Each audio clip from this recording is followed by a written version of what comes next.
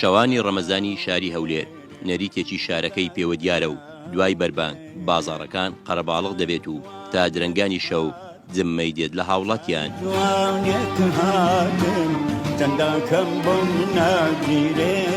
هەر ناوچەیەک تایبەتمەندی خۆی هەیە، سیستەمی خۆی هەیە لەو شەوانە.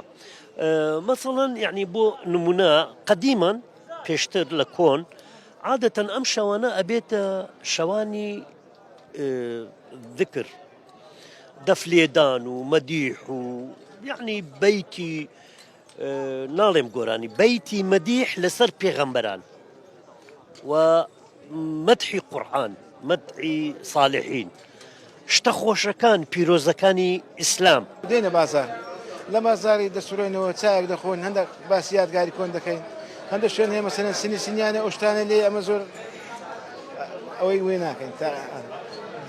لەمێژەوە کونێریتێک شەوانی ڕەمەزان ساڵانە دێ دەرەوە؟ ئارە وەڵا لەوە تێ بەبیرم دێ ئەمن ئێستا تەمەنم وە 50 ساڵە، لەوانەیە 30 سال زیاتر لە دوای ئینتیفازەوە برێن ئەمن هەر زانیتم ڕەمەزانان هەر لە دەرێ ستان گەرماوی سەرمابێ.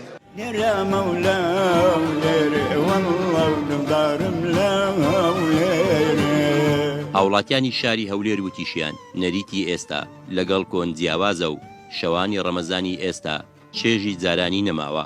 گەنجەکان بە تایبەتی هەندێک بە تەمەنەکانیش هەر هاتینە دەرێ، ئەوەش زیاتر پاشی فتار و پاشی تەراویح و ئەوانە خەڵکەکە دێتە دەرێ لێرە دڵخۆشە بە تاعەت و عیبادەتەکەی خۆی، دێ لێرە چایەک دەخوا، جەوەک دەگۆڕی، پیاسەشی دەکا بەڕاستی. بەڵام جاران بەبیرمان دێ ماوەچی باسمان کرد لەگەڵ برادرە قەدیمانی خۆمان، جاران دەهاتین چ لە بازاری کاتەکانی غەیری ڕەمەزانیش زۆری خەڵک یەکتری دەناسی بەڕاستی لە گەڕەچێ، لە بازاری، لە جێ عامەکان. ئێستاوامان لێ هاتی ئەمە خەڵکی ئەو شارەینا زۆر جار دێن خۆمان بە غەریب دەزانین. بە ڕۆژبوون وا لە هاوڵاتیان دەکات نەتوانن کاری ڕۆژانیان بە تەواوی بەڕێ بکەن و دوای بەربانگ کارەکانیان ئەنجامەدەن.